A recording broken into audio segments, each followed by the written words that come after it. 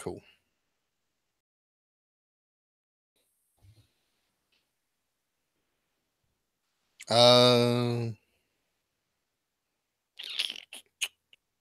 Yeah. Okay. Bladder check. Yeah, I'm probably gonna have to go eventually, but I'm good for now. Okay. All right. 3, 2, 1. Hey there, true believers. Are you wondering if the unbeatable Squirrel Girl defeats Ultron? Will Darth Vader kill Dr. Aphra? Are Beast and Wonder Man going to make out?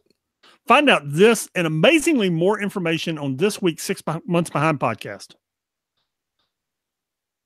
I botched it right there at the end. You gonna do it again? No, Okay. unless you heard it. How bad was it? Let's do it again. Do it again. That's Okay. fine. Told you I botched it. It's okay. 3, 2, 1. Hey there, true believers. Are you wondering if the unbeatable Squirrel Girl defeats Ultron? Will Darth Vader kill Dr. Aphra? Are Beast and Wonder Man going to make out? Find out this and more this week in the 6 Month Behind podcast.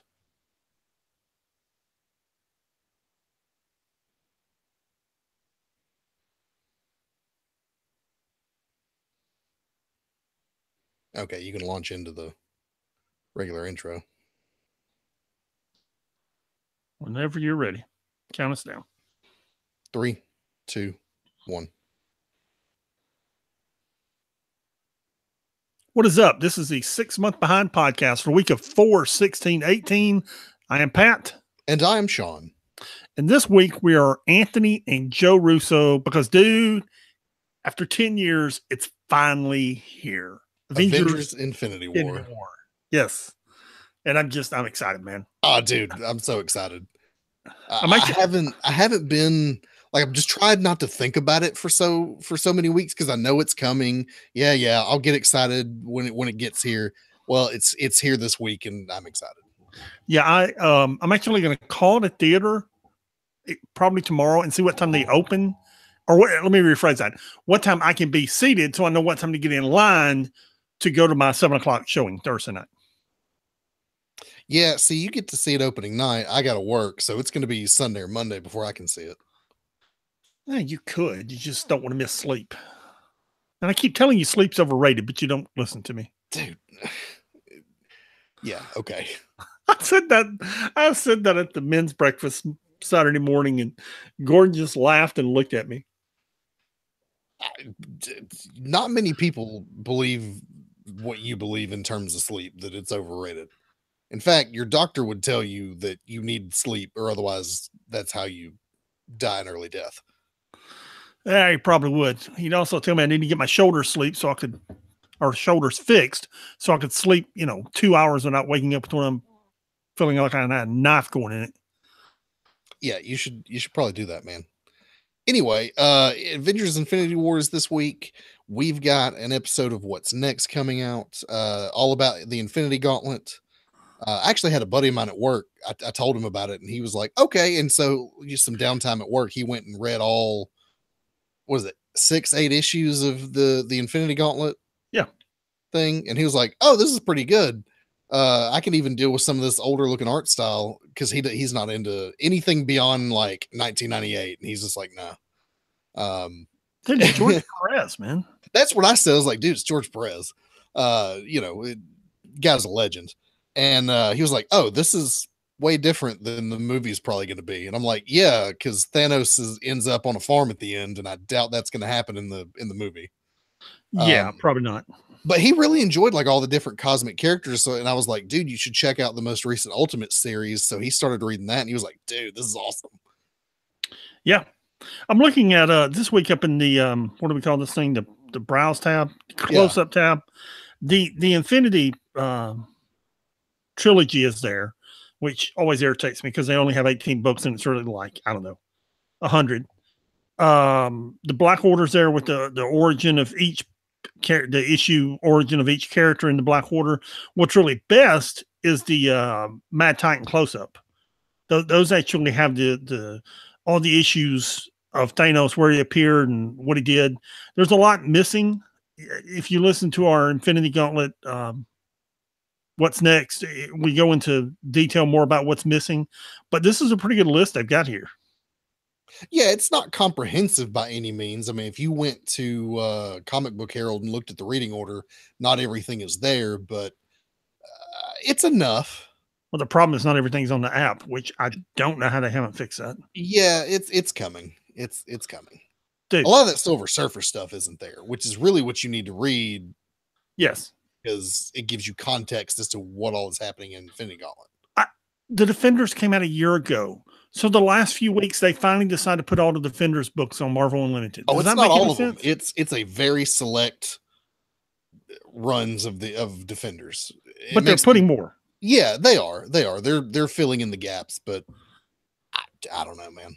I don't. That has been a mystery since we began the show, and even before. It's been a mystery as to the voodoo that they conjure to decide what books to put on there each week. I have no idea how to do it, man. Yeah. None. If you have theories on how they organize the dump, you can email us at 6monthsbehind@gmail.com. That's the number 6monthsbehind@gmail.com. You can read and listen to my rantings about how they do and don't put things on the app on www.6monthsbehind.com, which is the website. Yeah. Also all the variant covers are on the website. They are. So if you want to see all those variant covers, which there's some cool ones. You and I talked about them last week. There's some good ones. Yeah, there is. I don't think I got this week's up yet. I'm pretty sure I don't. You have them for 4.9. Yes, this is that's this week. No, this is 4/16. Yeah, this is 4/16. I always forget what week it is and what week we're recording and what week's up. And okay, I'm a week behind. Chip Zdarsky had to draw Groot thing. In fact, all the how to draw ones are up there. There's some good ones. They're all really funny too. Yeah, the Ghost Rider, man. Look at the Ghost Rider, and you're like, okay, it starts with a detailed piece of art that I can't draw. Mm-hmm. Yeah, let's just leave that one alone right there. Just right. Yeah. Yeah. It's like, dude, I can't do that. No, I can't do that. If I really tried, I might be able to do the Lockjaw one. Yeah, there's a couple that were fairly easy, but most of them were like, it starts out with something that I can't, or like, they're all like 6 panels, and somewhere between one of the panels, there'll be this giant jump that I'm just incapable of making. Like the Venom one. It's like, okay, I get the basic shapes and all that, and then it's like all the shading. It's like, no, I have no idea how to do that. The Kate Bishop one looked fairly easy. Yeah, I like the joke on the Kate Bishop one and the X-Men one where it's like, draw Storm, now draw Wolverine, and then like the next panel, it's like 6 different X-Men. Yeah, that's pretty funny. So yeah, we usually have the alternate covers up there.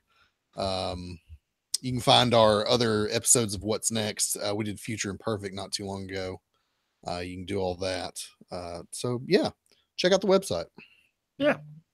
So you and I were talking on the way home. You were on the way home from work, and we know there's going to be a number of deaths in Avengers Infinity War. That this is kind of the end cap of this. If the MCU is a book, this is the end of this book. You know, this is the end of this trade paperback. Yeah, this is the end of the book. You know, the next story picks up in the next one, probably Avengers 4, I assume. So who's in your death pool? Because pretty much everybody knows Steve Rogers is a goner. Yeah. Bucky's gonna pick up the shield, right? Yeah, they're not going to keep paying Robert Downey Jr. $40 million a movie, so you know he's out. I think Thor's probably out. You seem to think he's going to stay around for another movie or two. That's the big 3. Yeah, the big 3. I'm not sure that they're going to kill Robert Downey Jr. Well, of course they're not going to kill Robert Downey Jr. They're going to kill Tony Stark. I think they may let him survive, but he'll fade into the background sort of thing. Like he'll retire or whatever. So I think those 2 are like 99% done. Bucky's going to pick up the shield. Iron Man's going to be done. I also think Loki's a goner. But I think he's going to go out in a way that is redemptive. He's going to sacrifice himself in order to give the Avengers the upper hand or time or something like that. And they'll have a moment with him and Thor or whatever. Maybe. I think Nebula's a goner. I think Nebula's gonna go out. What about Black Widow and Hawkeye? A lot of people are speculating about Hawkeye. I don't think so. Black Widow almost certainly not, because they're in the middle of developing a movie for her. Even though that Jennifer Lawrence movie that came out recently is basically a Black Widow movie. There have been 2 or 3 movies came out recently that are Black Widow movies, including one that the actress herself did, whose name just escaped my mind. Oh, that Ghost in the Shell one?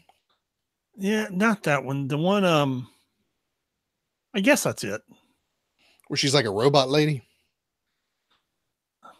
I don't know. I didn't see. No, she's smuggling drugs, and somehow she winds up ingesting the drugs, and she basically. Oh, she gets like super smart or whatever. Lucy or whatever the name of that. Yeah, Lucy. Yes, Lucy. That wasn't bad. I haven't seen it. I don't know. It wasn't great. It wasn't bad. It's Scarlett Johansson running around being a badass. So, Yeah, pretty much. Yeah.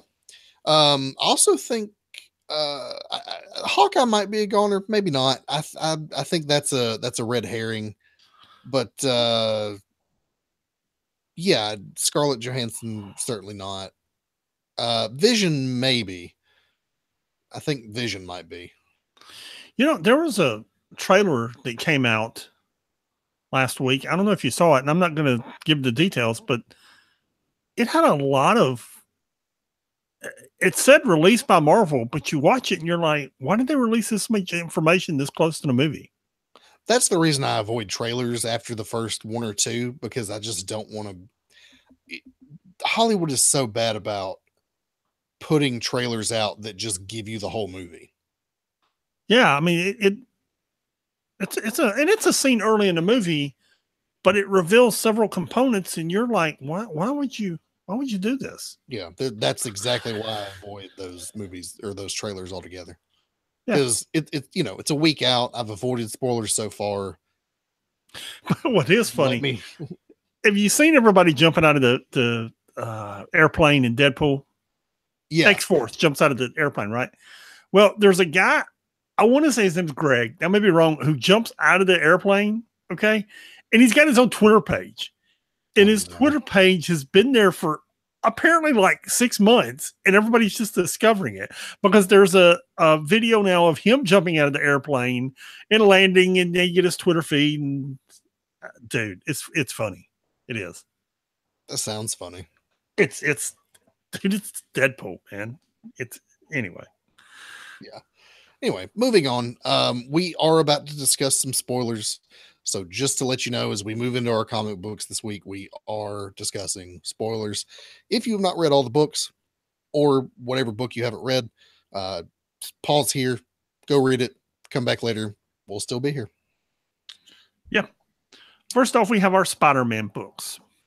Yeah. Amazing Spider-Man 789. This kicks off a brand new story arc, The Fall of Parker. So, as we saw at the end of Secret Empire. There's too many secrets and wars and things going on. Yes. Yeah. Civil Wars and Secret Wars and Secret Empires and Secret Invasions. And yeah, dude, too much. Yeah. We saw that in order to protect the technology of Parker Industries from Hydra and Doc Ock, Peter Parker literally destroyed his own company. Destroyed all of his inventions, all of his tech, all of his research immediately. And there are dire consequences to tanking a global tech company. It's like if Google just disappeared from the face of the earth tomorrow. People are out of jobs. People's phones don't work. The internet is essentially useless. there are dire consequences. So as we begin this issue, Peter Parker's crashing on Bobby Morse's couch because she's the only one who knows he's Spider-Man, so she's the only one that he can stay with. It's been several weeks. She's getting ready for work. She's found a new gig. She's moving on. He's not, and she's kind of giving him grief about it. She's like, look, it's been a while. You need to go out, find a job, get off the couch, dude. And also do the laundry. And he's like, look, don't blame me about the laundry. This is your shirt. As you see on page 2, he's wearing her ask me about my feminist agenda shirt. I love how they keep finding ways to put that in comic books. It's just, to me, it's a fun little jab at the haters. I love seeing it. I would own one myself if I could find one. Just knowing it would tick somebody off. Anyway, so he's couch surfing, ignoring phone calls from Harry, who is, orchestrating all of the business of selling off the parts of the company and doing all the work that Peter Parker should be doing. Instead, he's watching television, and every channel he turns on, it's, the fall of Parker Industries and how irresponsible Peter was. And yeah, he's just in a bad place. Everybody hates Peter Parker again. And we knew this was coming for him, right? Like when they started this whole Parker Industries thing, months and months ago, you and I both said, the other shoe's going to drop, right? Like we know this is happening. We know this isn't going to last forever because this never lasts forever. It's the old Parker luck. I would have liked to have seen him. I don't know. I liked it, but it's Dan Slott resetting the Spider-Man universe before he leaves. Yeah, I mean, he's got about, at this point, this is 789. He's going to leave with 800. Yeah, he's got about 10 or 12 more issues to go. And as we will see moving forward, it's going to go out with a bang. Yeah. So Harry and Liz Allen are orchestrating the sell-off and dismantling of Parker Industries, which has put them back together. They're working together. They're all hot and heavy with each other again. That's nice. It's nice to see a family come back together. I'm sure that won't last either. Meanwhile, Peter Parker finds a news article from the Daily Bugle decrying his actions as CEO of Parker Industries. That really ticks him off because he used to work for the Daily Bugle. So he marches into the offices and says, where's Robbie Robinson? We need to talk. And Robbie basically says, first of all, I don't care who you are, you're not going to march in here and talk to me like that in my own newsroom. Second of all, you're someone who was way in over your head, not ready to take the reins of a global tech company, a man who let millions of employees and consumers down around the world, working class people, very much like your aunt and uncle, and you let them all down. And that's what we wrote about because it's true. Which Peter goes, yeah, you're right. You called me on it. So, Peter walks out of the office. He's just walking down the street, and all of a sudden he starts getting recognized, and people are like, hey, my sister used to work for you. Now she's out of a job. Hey, my cell phone blew up in my hand and, it hurt me and you owe me money. And yeah, dude, everybody hates Peter Parker. He even goes to a party, the birthday party for Flash Thompson, or is about to, when he stumbles onto a group of his friends all going, man, poor Peter. What a pitiful, sad sack.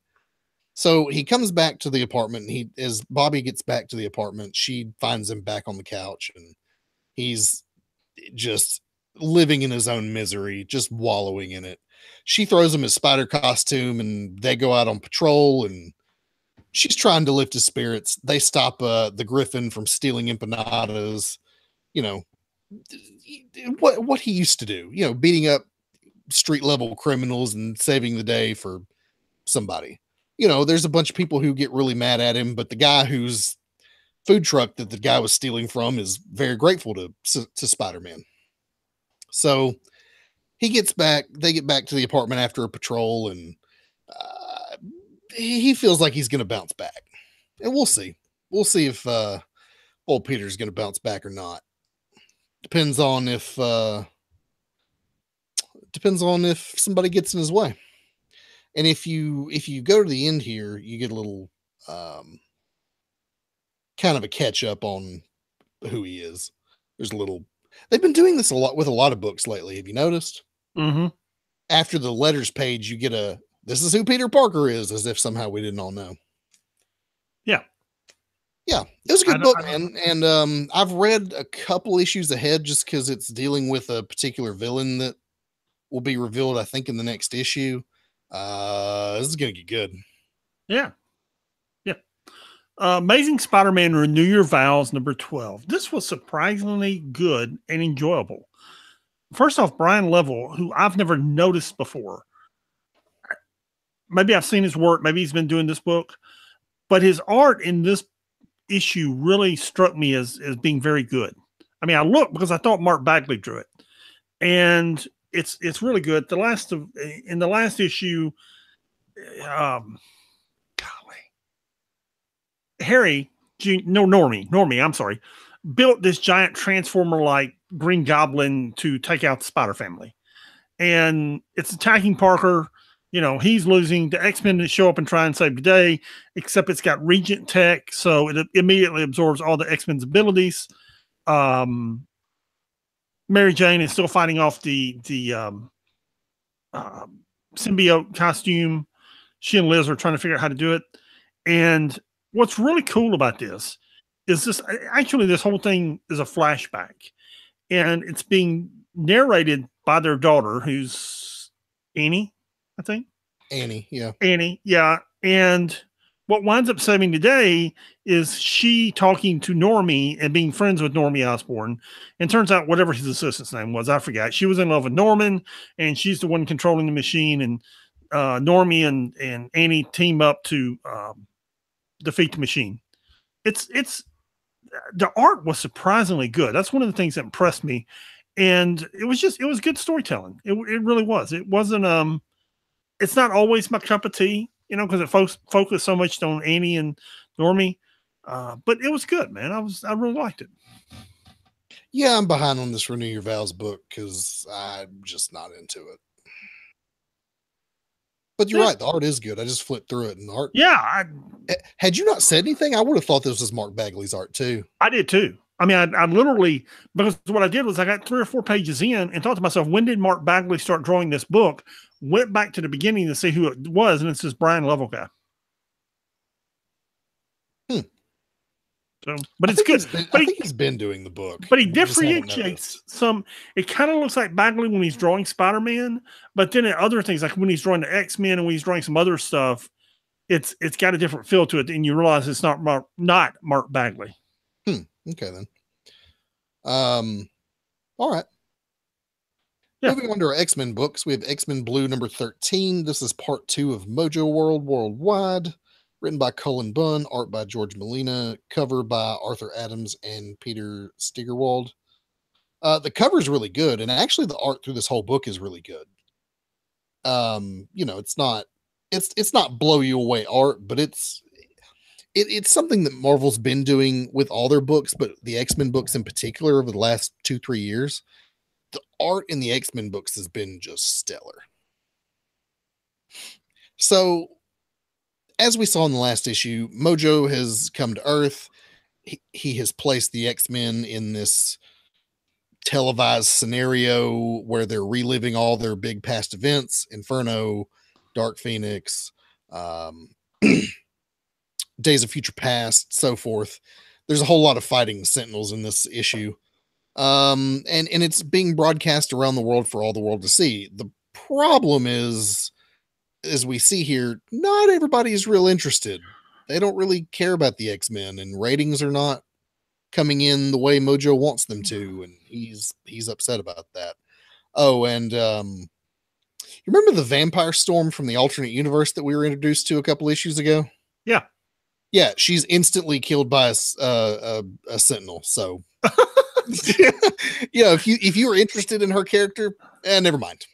Yeah, if you were attached to her, well, sorry for your luck. Right. There's a funny little bit between Rachel Summers and the young Cyclops. She calls him dad, and he's like, you're older than me. Please don't do that. And she's like, okay, I can call you something else. And he's like, no, that's fine. Just whatever. Let's just focus on this. So the champions and the Avengers and Spider-Man are all trying to infiltrate this universe, or this virtual reality that they're trapped in, having no luck. Yeah, then Longshot shows up to help them. Now, how Longshot got in here when all the others can't, I don't know. And Wherever Mojo shows up, Longshot is not far behind. Yeah, if you don't know who Longshot is, or aren't entirely sure, like I was like, Longshot, what? And I had to Google him. I was like, oh yeah, this guy. He's a villain of Mojo, so that makes him a good guy, I guess. And he is much like Mojo, and then he's all about building an audience. In fact, when he shows up, he's got a fleet of cameras around him, and he's talking to all his followers and subscribers and listeners and his audience. And he's like, yeah, Mojo's been bleeding numbers for a while now, and I'm picking up all of his watchers. That's why he's moved to your world. And anyway, Longshot shows up just in time for them to have to take on evil Magneto. So it's okay. It's not bad. Yeah. Okay. On to X-Men 25 is the beginning of what appears to be a very long story arc. It is Orphans of X Part 1. I don't even know what the first couple of pages are. It's got some dude making a sword, and Wolverine comes and gets it. Logan, technically, and I don't even know what that's about. It's not even Forged of a Soul. Yeah, this book was a little weird. And then we go to Daken, who's in a bar. Turns out all the bar is some kind of cult that's determined to kill all mutants, and they capture Daken. Then we cut to Laura and Gabby, and Gabby's whining because she doesn't have a cool name. Then they get a call, and Daken's arm and hand are like tied in the air. It's like hanging from a light pole. Yeah, it's all bad. It's been severed and it's just hanging there. And Laura takes the note and realizes that the scent on it is from where she was created. And as I was reading this, it occurred to me, I don't know enough about Laura Kinney's origin. I really don't know anything about Laura Kinney's origin. Oh, really? I mean, she's another Weapon X project. But I mean, I know she's a Weapon X project, but I mean, if she's a clone, how does she have a mother? You'd have to go back and read those original X-23 books from. Apparently, I'm going to have to, because as she's going through the base, she has flashbacks to all of her training and everything. She finds a glass case, assuming that it's Daken. Instead, she breaks it open and her mother's in it. Since I already spoiled that for you, you were warned. Go back and. If you're a clone, how do you have a mother? I don't. It's all explained in those origin issues. They're not more than about 6 issues, so if I were you, I'd just go back and read. They're really good. Okay, so here's the next question. She's flying in a helicopter with Warren Worthington, Angel. Okay, now this appears to be young Angel and not old Angel. Yeah, because he's flirting with her. Yeah. So how did young Angel get access to old Angel's money if he's not really in this universe legitimately? I guess he's rich in whatever universe he exists in. I don't know. But he's not in that universe. He's in this universe. Yeah, I understand. That's a good question. It's possible that was explained at one point in time, but probably not. It's probably just a convenience thing, I guess. Just an excuse for him to flirt with Laura Kinney. Well, they've been a couple for a while. I know, and that's why it confused me. I'm just like, what? How did he get the money? I don't understand. I don't know either. Okay, I didn't even think about it. They're comic books, man. He's got flaming wings. I'm not going to ask where he gets what his bank account's like. I don't know where he got the flaming wings either. By the way, I somehow missed an issue, but go ahead. Yeah, I missed that too. I don't know. Weapon X number 9. This is the Hunt for Weapon H Part 3. So as we saw at the last issue, Laura Kinney showed up to help, while also searching for her past in All New Wolverine. Her and Sabretooth duke it out for a minute because why not? They have a debate about what they're going to do when they finally find this Weapon H guy. Meanwhile, the Weapon H Hulk Vereen, as they're calling him, the Weapon X scientist finds him. He points a gun at her and says, "Why'd you do this to me?" And she's more interested in whether or not he left the other soldiers alive because it has implications about what he's willing to do. We kind of get origin story on how he ended up this way. She convinces him to turn on Stryker, and pretty much he didn't kill Stryker as we see at the end of the issue, but it's real close because the X team shows up, or the Weapon X team shows up right after a big fight. So, this is it's a good story, but they've been doing this Hulk Vereen thing for at least 9 issues now, and it's getting a little long in the tooth. Yeah. Yeah, it's not great. I mean, it was okay for a while, but maybe it's time to wrap up that arc and go into something else. Yeah, let's move on. I'm guessing it's a 12-issue arc because we're on issue 9, and it tied in with that. What was it? Weapon H? No, Weapons of Gamma Destruction. No, Weapons of Mutant Destruction. Yeah, Weapons of Mutant Destruction story that kicked this whole thing off, which was good.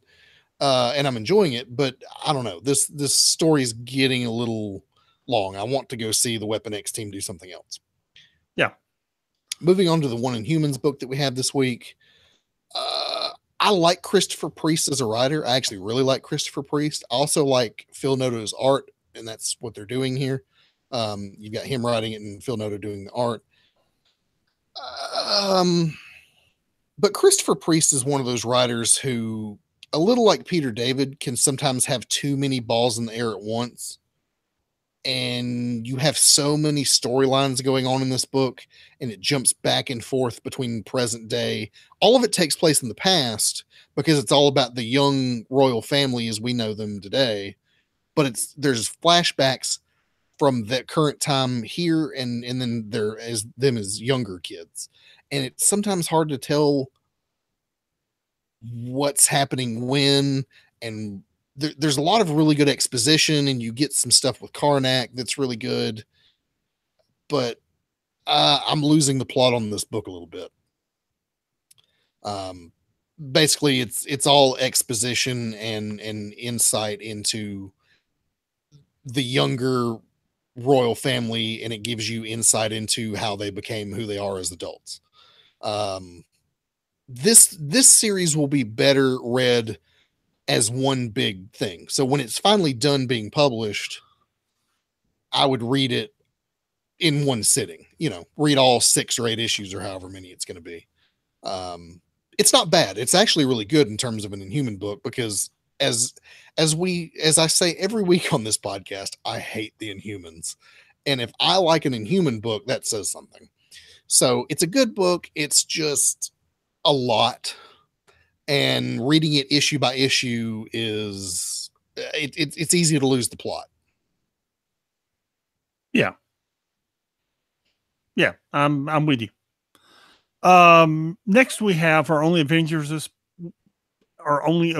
book this week, which is Uncanny Avengers number 28.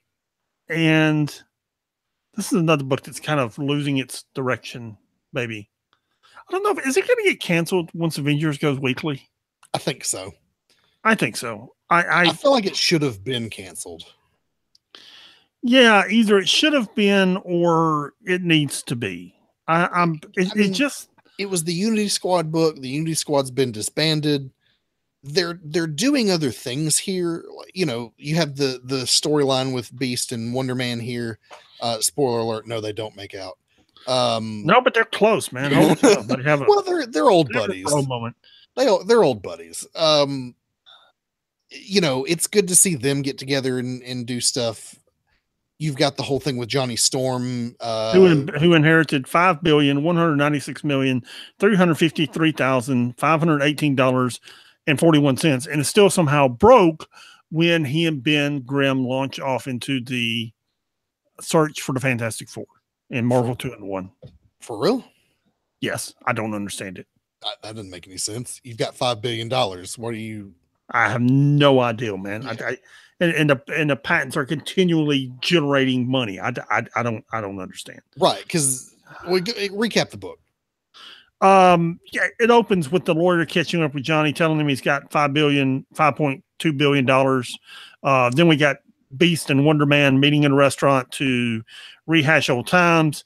Then Whirlwind decides he's gonna, I don't know, rob a bank or rob a store outside where they're at. They trash him.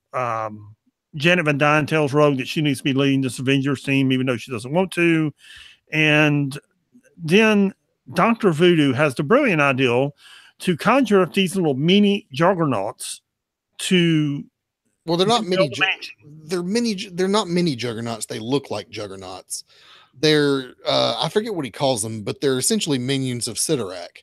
But the reason they look like juggernauts, and spoiler alert, the reason Juggernaut shows up at the end, is that the Crimson Gem of Sidorak is what gave Juggernaut its powers. Sidorak is a ancient magical being that, much like the Vishanti, you can call on for magical help. So at the end, Juggernaut shows up and as the little minions are rebuilding the mansion, and there you go. Yeah, I think this book is going to move into having an Avengers team in the Avengers mansion again, because you see Rogue and Janet talking about leadership. I guess Rogue's going to lead an Avengers team. That seems a little weird. You have the moment between Quicksilver and Synapse. I mean, they're doing cool stuff with the book. It's just, I don't know. It feels like it doesn't really fit anywhere. It feels like they're just telling stories. Yeah, it feels like they're just telling stories and just kind of feeling, which is what comics are supposed to, but it's not very good. It's filler stories. Yeah, and it's, in 10 years, it's going to be one of those books you look at, okay, whatever.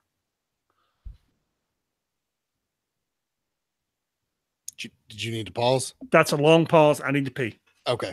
All right, cool. I'll be right back. Have a good time. Thank you.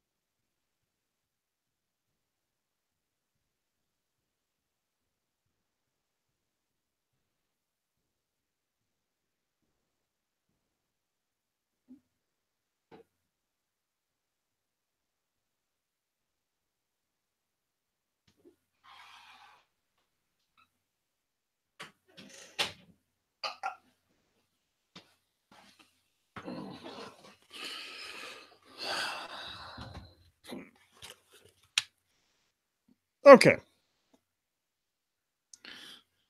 You want to intro the 616 universe since you got Daredevil, or you want me to? No, I got it. Okay. I'll count us in. 3, 2, 1. Moving on to our regular Marvel Universe 616 books, Daredevil 27. We saw in the last issue that Matt Murdock was lured to some remote place in China where the Hand is located. It seems to be their central base, because it's, as we've seen, it's where the demon that they worship resides. He gets thrown in a pit. Blind Spot's there, and in this issue, it's Blind Spot talking to Matt, who's in a hole, imprisoned in a hole in the ground, about how he got here. He gives his whole backstory about being, a child in rural China, how they moved to America, how he became an acrobat and went to an acrobatic school, and how that provided him with the skills he needed to become Blind Spot in the first place. They immigrate to America. Things are pretty good for a moment. his mother gets deceived by Ten Fingers, as we saw much earlier in this series. And, he's doing the whole hero thing with Daredevil until Muse pokes his eyes out. And so his mother makes a deal with the Hand, trades her soul for him to get his vision back. So now Blind Spot has made a deal with this demon for Daredevil's soul so that he can have his mother's soul back. And yeah, that's it's something. I kind of enjoyed it. I enjoyed seeing Blind Spot. I really enjoyed it. I always enjoy it when Daredevil was fighting the ninja or the Hand or whoever. That always makes for a good storyline. So yeah, I enjoyed it. I enjoyed seeing we've always known that there's been like a demon at the central head of the Hand. It's their magic has always been death based, and so it makes sense. But actually seeing it for the first time is an interesting thing to me. Yeah. That brings us to Despicable Deadpool number 287. This was pretty entertaining, actually. Of course, in the if you've been following Deadpool for the last year or so, he made a deal with Strife I forget what the deal was for. It was for something, but he has to kill 4 people for Strife. The first person on the list is Cable. The book just opens with him and Cable having an all-out fight for the first 15 pages. Yeah, most of the book is them just brutally duking it out. Then the Time Variance police show up, who look a lot like Judge Dredd, surprisingly. I thought the same thing. I was like, these guys look like Judge Dredd. Yeah, I don't know how you don't get caught for gimmick infringement. Anyway, so they take Cable to the future, but along the way, Cable's arm gets ripped off because they're in a radiology unit. So Deadpool does something really disgusting, which is he takes one of his katanas, sticks it in the door, cuts his arm off, and then splices Cable's arm to his, which then gives him access to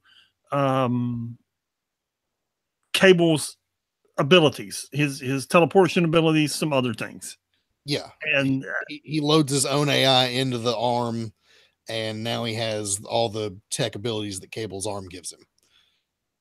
It's dude, when he cuts his, I mean, when I read that page, I was just like, I was taken aback.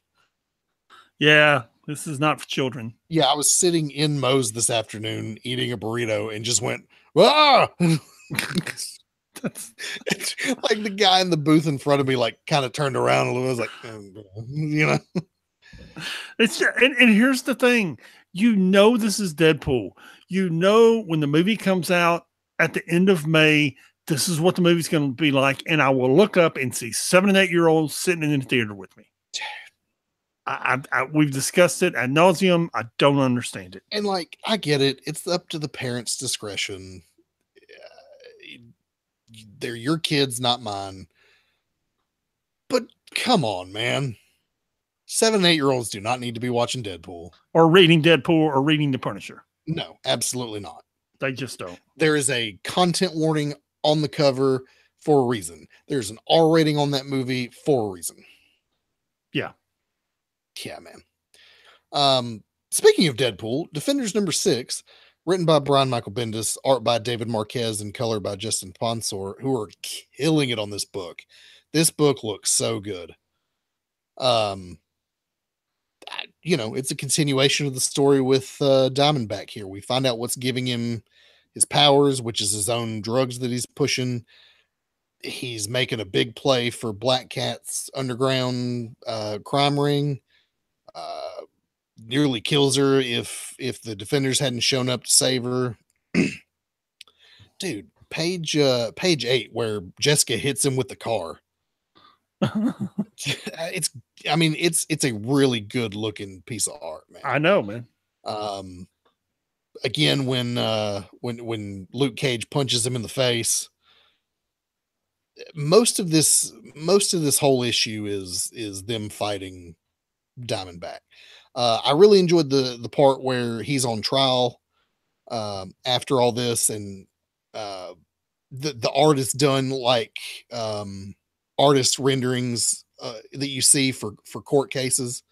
It's done in that art style, and I thought that was really creative. Anyway, Diamondback walks because of technicalities, and yeah, Jessica Jones decides, seeing things escalate, decides to pull Deadpool in to help. Then we find out what I suspected all along is that Diamondback is actually working for Kingpin. Yeah. I suspected from the first issue he was a proxy for Wilson Fisk, and that's what I figured. Sure. As they've said the whole issue, someone is funding you. You don't just come back from the dead and have the resources to do what you're doing here. Yeah. That brings us to Falcon #1. And there's quite a bit going on in this book, so I'm going to take longer to review it than I usually do. First off, the cover is by Jesus Saiz. It is extremely good. That's a really good piece of artwork on the cover. The Falcon is wearing a new costume that was designed by Alex Ross. Just those two alone, it really makes it look good. Joshua Cassara did the art in it. The art's good. The Falcon is in Chicago, and he's trying to solve the Chicago gang problem. And he's talking to the mayor, and the mayor's like, we appreciate what you did. He's like, yeah, but you need to do more. And he's like, okay, tell you what, you do your thing, we'll do ours, and we'll keep it under control. Yeah. And then we cut to the Patriot who wants to come join him. And, Sam's like, no, this is over your head. And he's like, dude, I helped you fight the Secret Empire. I've helped you fight Hydra. Come on. This is a couple of gangs. So he flies there in what appears to be a Quinjet. And I'm not sure how Falcon's Foundation has a Quinjet these days, but anywho, and he talks Quinjets all over the place. I'm sure he can just call Tony Stark and be like, hey man, can I borrow the Quinjet? Apparently. So Falcon goes to one gang and talks them into helping him, and the Patriot goes to another, talks them into helping him. They're going to have a meeting in a park. Sam Wilson the Falcon explains it to the mayor. The mayor's not really hip on it, but they convince everybody to sit down. And then the meeting doesn't go as well as they would like.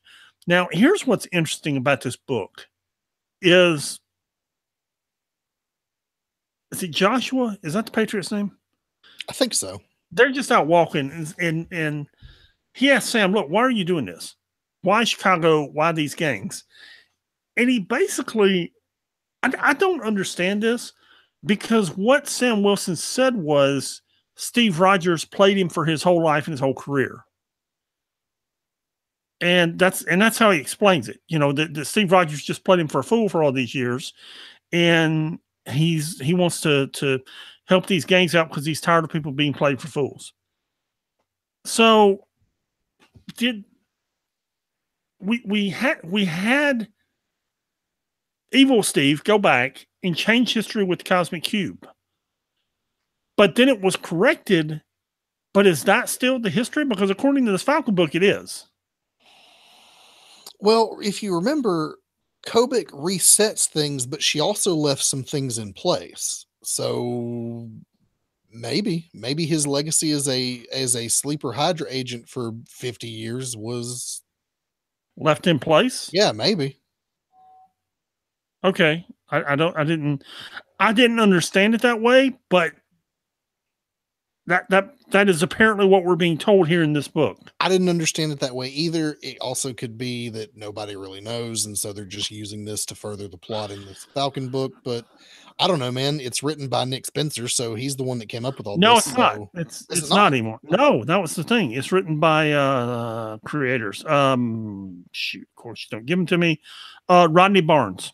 Oh, okay. I thought this was another Nick. It read like a Nick Spencer Falcon. I got halfway through reading it and went back to the front to see who the writer was. Yeah, because it reads like it basically reads like his Captain America stint with Sam Wilson. Yeah, it did. And I went back to see if he was writing it to, figure out what was going on. Right. Of course, we know now that Nick Spencer's moved on to, is he taking over Spider-Man, right? No. I think so. I think Nick Spencer's taking over Spider-Man. I don't know. I don't Anyway, know. okay, it's not Nick Spencer, so I don't know, man. Comics, I'm not gonna get stressed over the details. But here's the thing. All right, when I grew up reading comics in the 70s, if you ever read the Silver Age comics that Stan Lee and Jack Kirby created, Stan Lee was obsessed with all of these things, all of the characters living in the same universe, and all of these things making sense. Sure, All of it being the whole 616 universe being a piece of continuity. yeah, and they try to do that now, and I would say that 98% of the time they succeed, but sometimes things get dropped. I would say about 60% of the time they succeed. Okay. Yes, Nick Spencer is taking over as the Spider-Man writer here shortly. So that's what bugs me is when I see something like this, I harken back to my Silver Age days and think, what's happening here? So, anywho, Hulk number 11. Jennifer Walters goes on a bad date. It's really, really bad, and then her and Hellcat get tacos. There you go. It's a transition issue. It's not bad. If you've enjoyed this Hulk book, it's fine. It's just a transition issue to the legacy stuff, which picks up next issue. Rocket number 6. This is a 6-issue limited series. If it wasn't when it started, it is now. And this is the recap of how all this happened and where Rocket. I don't even understand, man. I don't understand if this is Rocket's origin. I don't even know. You got all these talking animals. I feel like I'm in a Dr. Seuss book or something. And then we finally get to where we left off last issue with Rocket being in a dude's body and being dead, and then Rocket's body's being dead, and then Otto, the girl he's in love with, is there, and somehow he's not dead, and I didn't understand how that happened. And the girl betrays him and he betrays the girl, so he doesn't live happily ever after, and he's in a bar getting drunk when Peter Quill comes and gets him and says it's time to go. He's like, sure. Al Ewing usually writes better stuff than this, and it wasn't bad. It was just off the wall. We discussed, you and I personally, not on air, because I normally don't discuss this sort of thing on air, the type of thing that I would write when I was in high school, maybe possibly under the influence of something. Okay. Mm-hmm. This is like Al Ewing wrote this when he was high on acid. I mean, you look at the characters and the talking rabbits and the otter and just all these things, you're like, what is this? I mean, it's Dr. Seuss on mushrooms. Yeah, and while I'm trashing books, go ahead and do Miss Marvel. So do you remember the Miss Marvel number 23? Do you remember a few issues ago where she went to Pakistan and hung out with her family there for a little while and kind of found herself? Yep. Remember her cousin that was also a superhero running around with her? Yep. Well, now he's studying abroad over here and he's in her class and they're teaming up together. They have to team up together to stop a runaway train. That's the issue. It's good. It's just that's the crux of it. Speaking of runaways, you assigned me Runaways number 2. Mm-hmm. I've never read a Runaways book in my entire life. Me either. And I did watch the Hulu show, which was pretty good. And this girl's brought back from the dead for reasons I don't understand why she was dead or why she's brought back. She doesn't like being brought back from the dead. She's mad at everybody. There's a dragon there, a miniature T-Rex for some reason. No, it's a raptor. Okay, whatever. I don't care. I don't care. Okay. It's just, I don't understand what's happening in this book, man. And I guess maybe if it was popular enough to get made into a TV series on Hulu, maybe if I followed the book, I would understand it. I didn't, and I don't.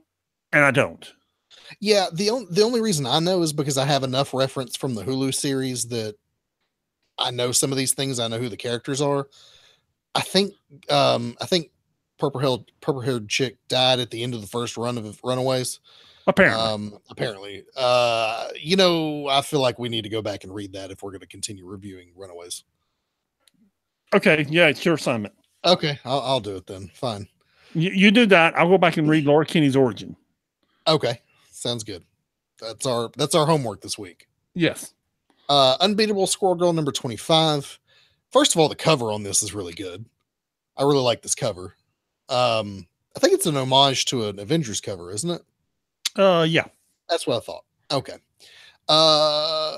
It's Squirrel Girl. It's the final battle between Squirrel Girl, her friends, the Savage Lands against Ultron. There's lots of robot and computer programming jokes. You know, she's the unbeatable Squirrel Girl, so of course she defeats Ultron at the end because she's unbeatable. Dude, if you've enjoyed Squirrel Girl, this is classic Squirrel Girl. Ryan North writing. You know, the notes in the margins are always hilarious. It's a good book, man. It's what you. It is the thing about Squirrel Girl is it is a very specific type of comic book. It's a very specific type of humor, but it's that every single month. Every issue is, it always hits the mark. Yeah. Yes. Next, we have Gwenpool number 21, Doom Sees You Part 1. Now, in the last story arc, we had Gwen coming to grips with the fact that she lives in a comic book universe, and that universe is as real as the one that she came from, and she's trying to adjust to the whole thing. But the problem there was she turned evil in that universe, and her future self was a few years older and was a villain. So she had all these other heroes there, basically wanting to either send her back to her universe or kill her, but to keep her from being who she was. So this story opens with Gwenpool and some dude's got a lot of snakes in a subway. I don't know, don't care. Gwenpool goes down there and somehow saves the day. We find out later she did it by simply shoving the snakes off the page. That's essentially what happened. Yeah, well, I mean, she's always doing the fourth wall break stuff. Right. So next we have the she goes home and the magician she lives with, who is now instead of a woman is a monster, which I don't understand, don't care. Then Paste Pot Pete is attacking something, and she goes to fight Paste Pot Pete, and her problem is no one's taking her seriously, including Paste Pot Pete, and she's having trouble beating him because even though he's a D-list villain, he's getting the better of her.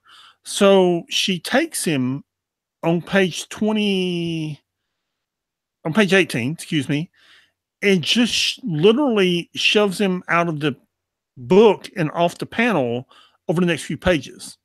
Now, that's what she did in her mind. What it did in reality is it erased Paste Pot Pete from this reality. And the Doombot is there, and he's like, what did you do? And she's like, look, I'm tired of this. I want people to take me seriously. And she calls out Dr. Doom, the infamous Iron Man at this point. And you see her when she's killing Paste Pot Pete, basically erasing him from reality, that she's becoming the villain that everyone warned her against being, even though she wants to be a hero, she's becoming the villain. It's a good book, man. Yeah, this book is ending with number 25. And I hate it because I think what happened. It feels like it's interrupt you. Stride yeah. I think the first 12 issues were so bad that it never got traction, and now it's good and people stopped reading it. I don't know. It sold really well for a long time. That's when it sucked. It didn't suck. It just wasn't your cup of tea. Okay, sure. It wasn't mine either, to be honest. Yeah. But I think it's getting really good now, and of course they're canceling it. Yeah, I think it's getting very good, and they're going to cancel it. So, yeah. Okay. What are you going to do? I don't know. Well, Marvel's canceled a bunch of their stuff, so all this legacy stuff we're reading, not going to matter in a few months. No, it's not. Most of it. Some of the stuff, I looked at their solicits for August, which has all the new stuff going on. There are some of these books like Squirrel Girl and Miss Marvel that will continue like they are. Yeah, but the Avengers will. Some of the others will. Yeah, Spider-Man is, but a lot of this... No, Spider-Man's not either. It's getting relaunched with a number 1. Oh after no, the no, no, extension no. takes over. It's dual numbering. It will be Yeah. number 80 whatever and number 1 at the same time. Yeah, what they're going to do is it's number 1, and they're going to do regular numbering for this volume, but they're also going to put the legacy number up there too. So it'll be the legacy numbering will be 80 whatever. Sure, that makes perfect sense. Whatever. If this is the compromise we have to get a numbering system that isn't jumping back and forth all the time, whatever. I don't care. I agree. Anyway, Vision Director's Cut number 5. We've talked about this a lot. We're going to make a brief mention of it. It's that Vision series written by Tom King, who is just blowing up in the comic book world right now, doing amazing things on Batman, killing it on Mr. Miracle. All of his creator-owned stuff is really good. If you're not reading anything Tom King's writing, you're not living. This is his. You get all of the Vision stuff in this book, and I think this is the last issue. Maybe one more. One more. Okay. But you also get his pitch for the series and the scripting and art process in the back of the book. So if you didn't buy the whole compendium for 99 cents on that Comixology sale a few weeks ago, you should be reading this. It's really good. Yes, it's very good. Yeah. Zombies Assemble 2, number 3 is out, and we don't care. Yep. If you like that book, great. Please email us and maybe we'll review it, but for now, none of us care. Moving on to our Star Wars books, Dr. Aphra number 13. This is the big showdown between the consciousness of Roar, the Eternal Jedi, who has taken over the body of this robot, and he and Darth Vader get into a big lightsaber fight, which provides enough cover for Dr. Aphra to get away while also getting one of the Hutts killed in the process, which is pretty funny. Darth Vader, of course, wins this fight and is now in possession of the Crystal of Roar, which holds the consciousness of this ancient Jedi. Yeah, like I said, Aphra gets away. In fact, Darth Vader is only just barely aware that she was ever there. He feels her presence, but he's not sure who she was and decides not to pursue her. Meanwhile, after all this excitement, she decides to take a vacation on the beach. And after all that, well, the robots are up to stuff. The 000 and BT, whatever. The murder robots are doing murder things. That's funny. Darth Vader returns to Coruscant and hands over the crystal to the Emperor, and he puts it in his personal collection, which if you don't know, that may not sound like anything, but during his time as Emperor, Palpatine both collected and destroyed a great many Jedi artifacts. So all the stuff that he collected, I mean, he basically, if you took all of the knowledge and all of the weapons in the world and put them in one place, that's basically what Palpatine has in terms of Jedi artifacts. That's what we got going on here. Yeah. So as we see in the book, Darth Vader just takes it and puts it on a shelf with a bunch of other really powerful Jedi artifacts. Yeah. What's your favorite book this week? Amazing Spider-Man 789. It was close. 789 was good. That Gwenpool book was good. I enjoyed it. There was one other book I was going to mention. The Deadpool book was good. But I'm going with Amazing Spider-Man Renew Your Vows number 12. Really? Yeah, it was the total package, man. It was the art, it was the writing, it was the characters, it was everything. It really surprised me, and it really surprised me how much I enjoyed that book. I enjoyed it so much. It's a 2-issue arc. I'm probably going to go back and read it again. Okay, cool. I need to catch up on that book because apparently it's gotten better. I wasn't digging it in the first story arc, but apparently it's good now. Yeah. Yeah.